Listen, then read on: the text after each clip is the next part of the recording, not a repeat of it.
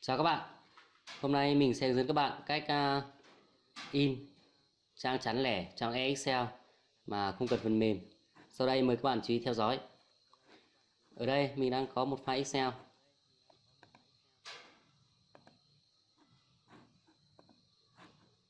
Ở đây nó gồm có 6 page các bạn, 6 trang. Đây, 6 trang. Thì thông thường nếu mà mình in ra, bấm vào đây,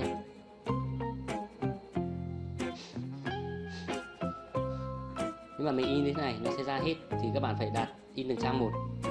Ở đây là 11 11 thì các bạn phải lật giấy, in trang một trước, xong đến là 22 các bạn phải lật giấy các bạn nhé. Nhưng mình sẽ làm cách khác. Ở đây hoàn toàn là nó không có in trang chắn trang lẻ các bạn nhé. Các bạn chú ý như này. Đấy, chọn giấy rồi. Bởi vậy muốn làm được việc này thì ta phải làm thế nào? Đầu tiên các bạn hãy lưu nó một file mới. Các bạn bấm vào Save as này. Save as này các bạn. Ok. Mình đổi tên này đi cho nhớ. In trang chắn lẻ. Rồi các bạn lưu vào chỗ nào cho nhớ, mình lưu document này. Rồi các bạn ở đây, ở bên dưới này các bạn chọn cho mình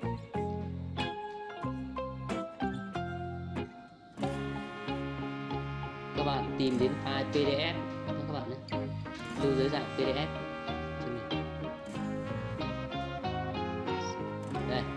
Đây các bạn lưu dạng file PDF này. Ok, rồi các bạn bấm vào lưu. Rồi vậy là mình đã lưu xong. Bây giờ mình sẽ tắt cái này đi. Mà không được tắt được các bạn, nó hiện ra này. Ok, nó tự động đấy của mình nó tự động mở lên TBS này. Rồi bây giờ các bạn có thể in trang lẻ bình thường. Đây các bạn chỉ xem. Ok, đây các bạn nhé, số trang này. Đây các bạn vào đây, subscript này. Rồi đây này, event page only, order page only này. Đấy, là in trang lẻ trước, trang chắn sau. Các bạn có thể tích vào đây, các bạn in bình thường các bạn nhé, quá đơn giản. Chào các bạn, cảm ơn các bạn đã theo dõi video. Nếu các bạn thấy hay, các bạn hãy cho mình một like và một nút subscribe các bạn nhé, để theo dõi những video mình hướng dẫn các bạn sau. Nếu các bạn thắc mắc gì, các bạn hãy để lại ở phần bình luận ở dưới video. Chào các bạn, hẹn gặp lại các bạn trong các video tiếp theo.